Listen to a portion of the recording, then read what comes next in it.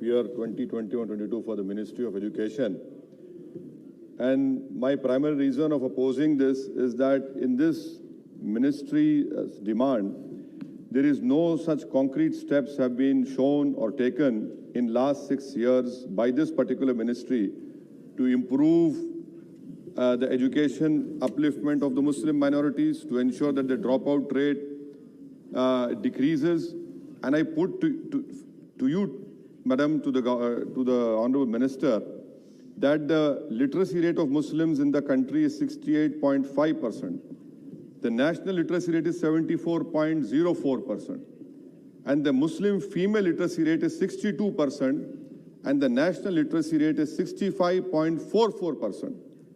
Now, Madam, if the Honorable Minister's Ministry survey of 2018-19 says, 16-17 says that the Muslim enrollment as percentage in the education, in the primary and higher education is only 13.14%. His own survey of 2018-19, All India Survey for Higher Education, shows that there are only 19.5 lakh Muslim students in higher education. Out of that, 9.93 lakh are boys, 9.65 lakhs are girls. That is only 5.23% of the total enrollment in higher education. The Prime Minister talked about, I will give Muslims in one hand Quran, one hand computer. His own ministry's survey, Madam, of 2018-19, the percentage of computers in Muslim household is only 16%, second lowest. Internet in household, Muslims only 32%, again second lowest. Now when it comes to computer operations, again second lowest, 38%, his own ministry survey. Thirdly, Madam, may I also point out through you to the government that his own, the Kundu Committee report has been given to the government. The Kundu Committee report from page 74 to page 97 lays down all the ills which the Muslims are facing. And the reason for the highest dropout rate, they say, is they have listed out 8 factors. Biggest is financial constraint. I had demanded removal of Hajj subsidy. That 600 crores should have been given for Muslim girls' education. No mention. What does the Kundu Committee report say, Madam? At the age of 7 years, there is 100% attendance is observed among all minorities, amongst Hindu OBCs and other upper caste. But for Muslims, it is 90% and 94% for SC and ST. Dropout rate again, Madam. At the dropout rate for Muslims starts at the age of 10 years. Same for SC and ST. For other communities, whether Hindu OBCs, upper caste, it starts from 11 years. This in itself shows that you have not done anything for the education upliftment of Muslims. Madam, third point which I want to bring to the government notice through you is that the Aligarh Muslim University campus, the Honorable Member from Kerala has raised it. Kishanganj in Bihar is the most backward area of our country, Simanchal.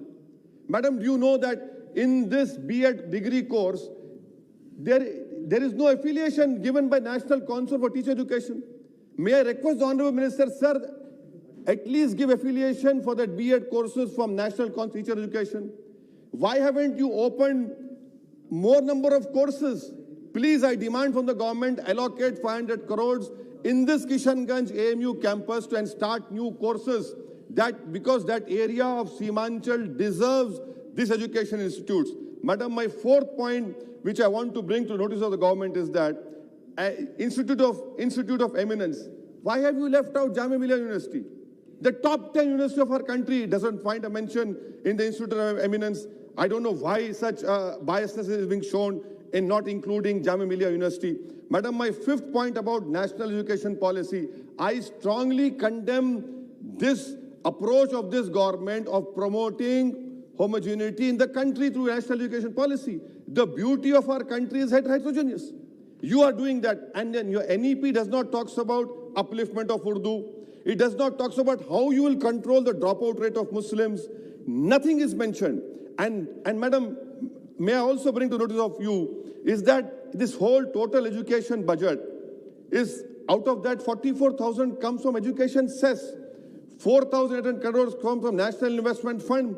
So basically the fate of allocation, it depends on cess education and this investment proceeds. If tomorrow disinvestment proceeds or the cess education comes down, you will be the sufferer. It is, you have mentioned in your documents.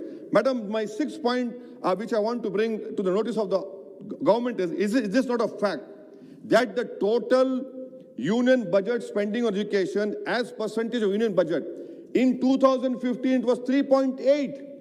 Look at your approach to the education sector. It has come down to 2.7%. This shows that you're not at all serious, because your data says there is a drop of union budget spending on education as percentage of budget. Madam, my fifth point I want to know from the Honorable Minister, sir, National Institute of Open Schools, under Indian knowledge and heritage, you have included Ramayana and Gita, I have no issues. But why have you not included Quran, Bible and Guru Granth Sahib? And madam, you are an eminent lawyer. You know law much better than me also. Article 28, madam, by including teaching of Ramayana and Gita in National Institute of Open School, isn't that violation of Article 28? A complete violation of Article 28. And what has stopped you from including Quran and Bible and Guru Granth Sahib? That is why I say that you do not believe in the diversity of this country. For everything, you want to bring in your Hindu ideology in education. That is why, madam, I stand to oppose. My demand is make scholarship for minorities demand-driven. Make it demand-driven. Every year, madam, 1 crore Muslim boys and girls are being denied scholarship. Why? Because you have fixed a number. You proudly claim this number has been given, but 1 crore denied. This is the fate of the Muslim education in primary education, higher education. I hope that the government would wake up from their slumber and do something constructive for the education upliftment of Muslim minorities. Thank you, madam.